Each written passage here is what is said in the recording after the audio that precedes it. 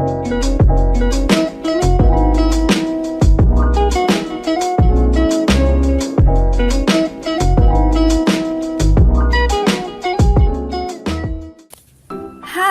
semuanya, Assalamualaikum warahmatullahi wabarakatuh. Selamat datang di Ruang Bahasa Indonesia bersama saya Vicky Meliawati Dewi. Kali ini kita akan belajar tentang teks fabel. Fokus materi kita yaitu menelaah struktur teks fabel. Kalian sudah pernah menonton serial Upin Ipin di mana Upin dan Ipin jadi kura-kura?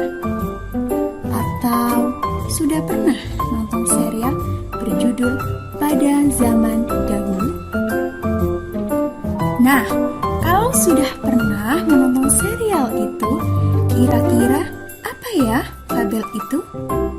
Ada yang tahu? Oke, jadi fabel adalah cerita tentang kehidupan binatang yang berperilaku menyerupai manusia.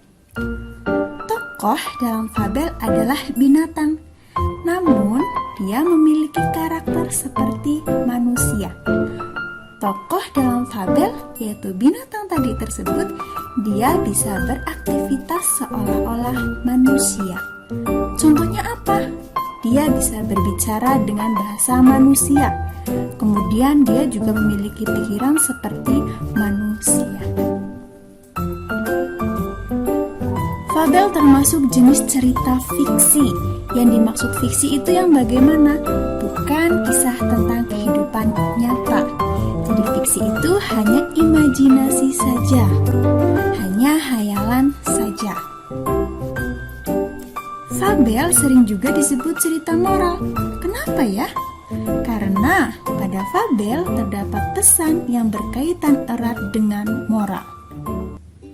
Sudah paham ya apa itu fabel? Sekarang kita belajar tentang struktur teks fabel. Struktur teks fabel ada 4. 1. Orientasi, yang kedua komplikasi, yang ketiga resolusi, dan yang keempat adalah koda. Nah, mari kita jabarkan satu persatu. Yang pertama, orientasi. Orientasi adalah bagian awal cerita yang berisi pengenalan tokoh, pengenalan latar, kemudian tempat, dan waktu. Perhatikan contoh berikut. Kutipan fabel tersebut adalah bagian struktur orientasi. Kenapa? Karena berisi pengenalan tokoh, tempat, dan waktu ya. Tokohnya adalah semut, kemudian tempat di taman, dan waktu yaitu pada suatu hari yang cerah. Nah, untuk bukti kalimatnya ini ya, dikisahkan pada suatu hari yang cerah ada seekor semut berjalan-jalan di taman. Begitu.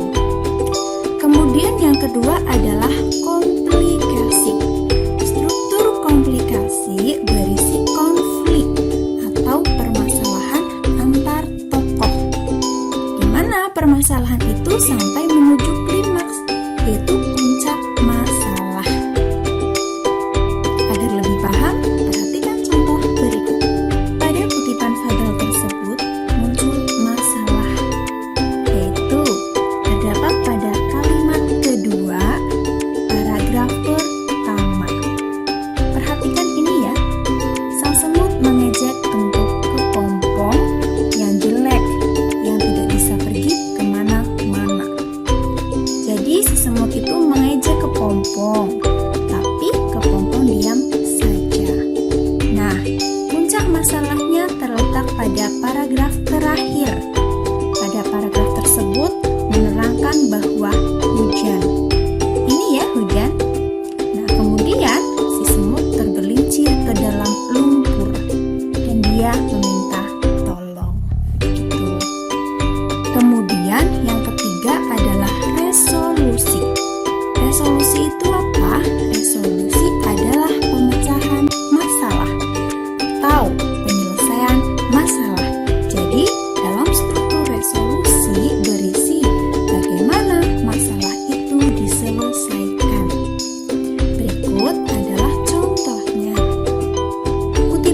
tabel tersebut adalah struktur resolusi karena berisi penyelesaian masalah, yaitu si kupu-kupu menyelamatkan semut yang tergelincir ke dalam lumpur.